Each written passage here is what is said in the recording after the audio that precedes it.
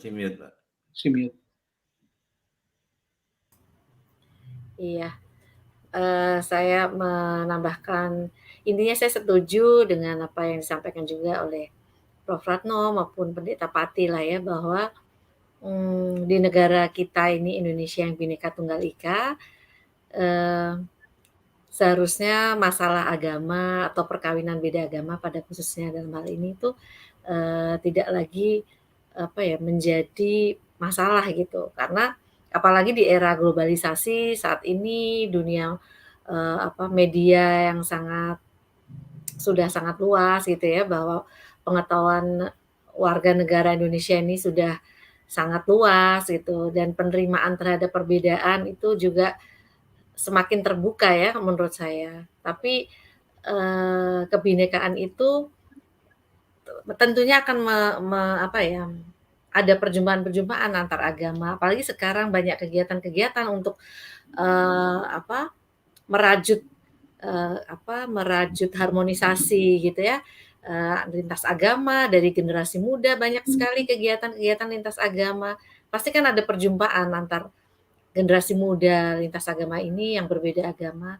Nah, itu pasti suatu saat ada misalnya bibit-bibit rasa cinta itu. Nah, tapi kemudian malah justru mereka tidak bisa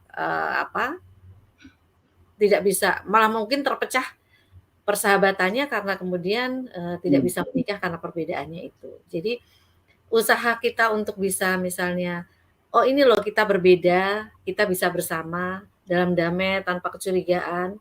Kemudian ketika ada mau menikah perbedaan, kemudian timbullah kecurigaan-kecurigaan itu. Jadi tapi bagaimanapun juga memang untuk pernikahan beda agama ini, peran agama atau kepercayaan itu kita juga punya peran dalam hal, misalnya bukan dalam hal untuk menentukan dia itu boleh menikah atau tidak, tapi peran agama adalah membekali mereka gitu, membekali dengan pandangan-pandangan gitu, kira-kira kalau misalnya menikah beda agama tuh seperti apa yang harus dihadapi, kira-kira seperti apa nanti masalah-masalah di dalamnya.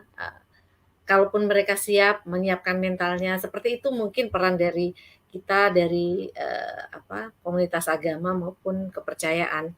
Jadi bukan kemudian justru menghalangi yang kemudian menghalanginya itu membuat mereka menjadi tidak bersatu lagi. Dalam arti bersatu itu kan tidak harus menikah ya, persahabatan juga, tapi dan negara juga membuat batasan yang sebenarnya kalau dalam seperti yang disampaikan undang-undang perkawinan itu kan tidak menyatakan dengan jelas bahwa dilarang beda agama, memang tidak ada larangan di undang-undang itu. Tapi kemudian aparatnya yang melarang kan.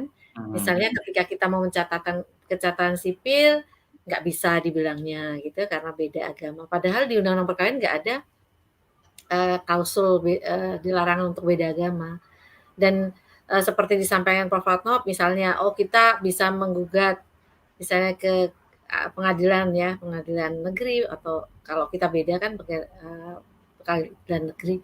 Tapi ya itu seperti pengalaman Pak Angkus yang dari Presiden MLA itu, dari kalau memang dia bisa putuskan ini tidak disetujui, kita bisa ke MA. Tapi kalau ini disidangkan pun dia tidak mau menyidangkan gitu. Jadi dan untuk melakukan proses itu selama bertahun-tahun kan nggak mungkin. Ini pasangan pasti ingin punya anak gitu ya, menunda punya anak bertahun-tahun untuk urusan ini juga itu juga jadi masalah. Jadi bagi saya Belum mungkin lagi duitnya mahal lagi ya. iya betul sekali itu Pak.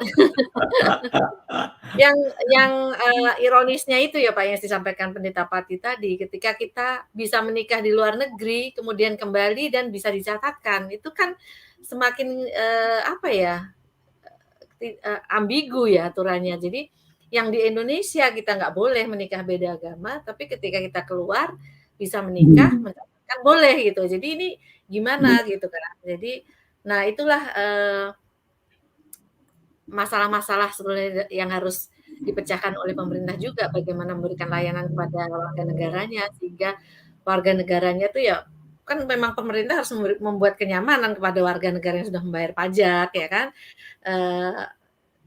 yang sudah juga merasa bahwa kita ini sebagai bangsa harusnya bersatu gitu, harusnya rukun, tapi dengan adanya seperti ini, itu rasanya kok ini pemerintah mempersulit kita sih gitu, kok pemerintah ngajarin kita buat munafik gitu. Karena kan sering juga sih misalnya ada aparat yang bilang, "Udahlah ganti KTP saja gitu, biar gampang," gitu kan, justru malah menyuruh kita seperti itu gitu kan. Jadi, ya nanti apa, kalau urusan selanjutnya kan urusan masing-masing misalnya gitu.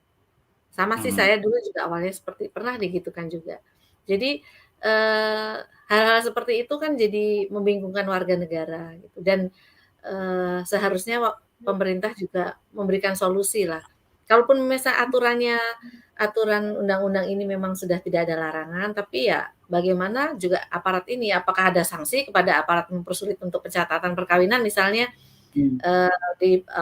di catatan sipil misalnya, apa ada sanksi kepada hakim yang tidak mau menyidangkan? Nah itu kalau bisa ya mungkin harus ada aturannya juga kan seperti itu, ada sanksi-sanksi tersebut. Itu saja mungkin Pak Iya. Lukas.